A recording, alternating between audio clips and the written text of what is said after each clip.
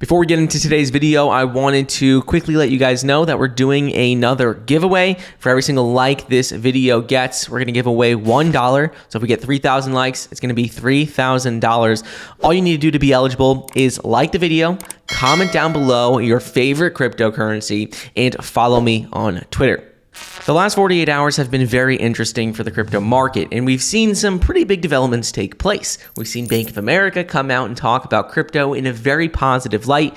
MicroStrategy announced they're buying more Bitcoin, and Cardano, one of our favorites, has had some big developments take place that we need to talk about. Let's jump right in, starting off with the overall crypto market. Right now, the overall crypto market sitting right around a $900 billion market cap, and we're seeing Bitcoin just barely holding around that $20,000 per coin. We've seen it drop below it a couple of times over the last 24 hours, but still nothing to be concerned about there in terms of another mass liquidation event taking place, seeing Bitcoin dropping another $3,000 or $4,000 because many of those weak hands and over-leveraged holders have already been shaken out. We've already seen those holders get liquidated, so that's not going to be happening again at these current price levels. When we're talking about some positive news happening, we're seeing that one of the biggest banks in the world, Bank of America, came out and says that blockchain and crypto are here to stay. And this is pretty important because while many people are freaking out and getting worried about the overall state of the market, Bank of America says that right now they're actually seeing that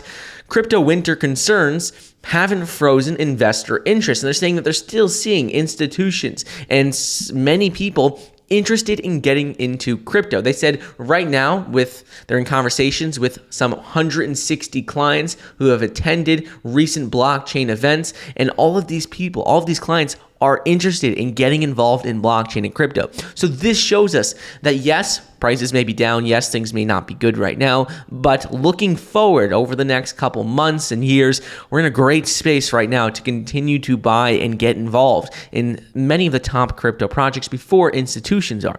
Next thing I want to talk about is going to be with MicroStrategy. Michael Saylor and MicroStrategy just came out in a recent report and disclosed that they purchased another 480 Bitcoin worth around $10 million. This brings their total to 129,699 Bitcoin. And the important thing here is that their average Bitcoin price right now is at $30,664. So whenever they're buying right now, it's going to help bring down their average cost, which is what they just recently did. And they say they have no plans of slowing down their Bitcoin acquisition strategy. They're going to continue to buy more and more over time, and it's nice to see them actually sticking to their word, not just saying they're going to buy Bitcoin, but they actually are continuing to buy even when prices are falling.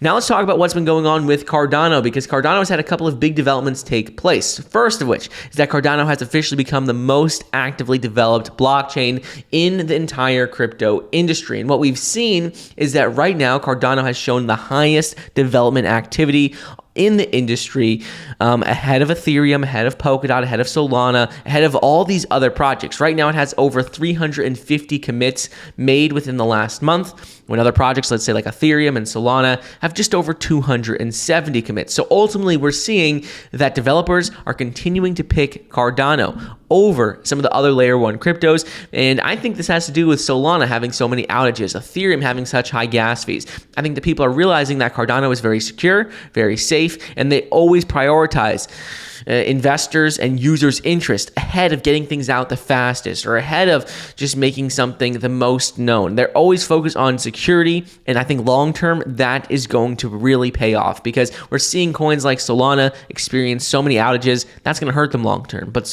Cardano has always focused on security and safety.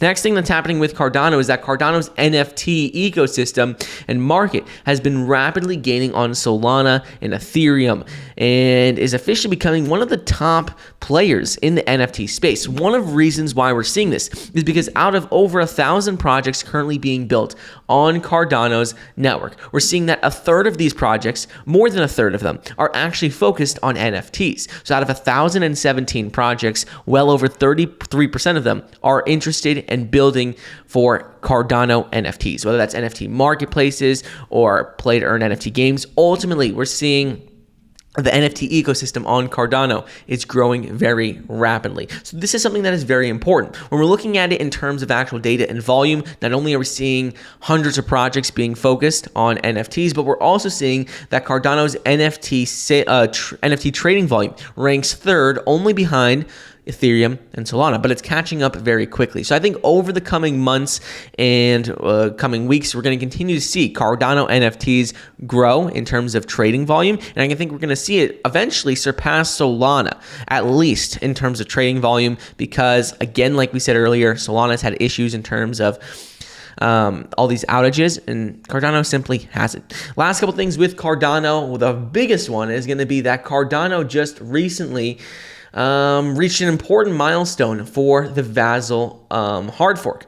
Vasil hard fork is coming up at the end of July 2022, and Cardano has officially and successfully tagged and released Cardano node 1.35.0, which can confirm will be the final candidate for the mainnet Vasil release. And they had explained how this is a very important milestone on the road to the Vasil hard fork. And now that this is in place, really everything is a go for end of July 2022 for the Vasil hard fork. Speaking about price though for Cardano, all of this is actually really good news, because what we're seeing with Cardano is that while it has dropped significantly over the last couple of months, it looks like Cardano is going to hold its current levels, because many people are worried, if you're looking at technical analysis, that Cardano's price may drop significantly from where it currently is because of this flagpole that is currently happening. When we're seeing in terms of technicals, it looks like Cardano's price may continue to drop down to potentially 19, 20 cents per coin.